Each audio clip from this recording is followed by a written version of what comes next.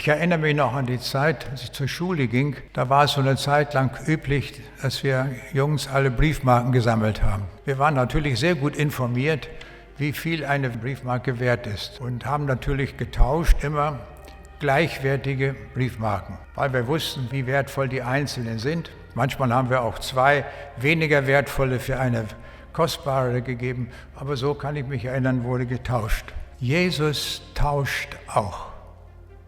Aber er tauscht anders. Wie tauscht Jesus? Er nimmt den Mist unseres Lebens, unsere Verfehlungen, unsere Sünde, nimmt er von uns weg und gibt uns dafür das ewige Leben, das niemals endet, das ewig und unvergänglich ist. Solch einen Tausch macht niemand sonst als Jesus allein. Und das ist das Großartige, dass Jesus auch uns einlädt und sagt, komm doch auch zu mir.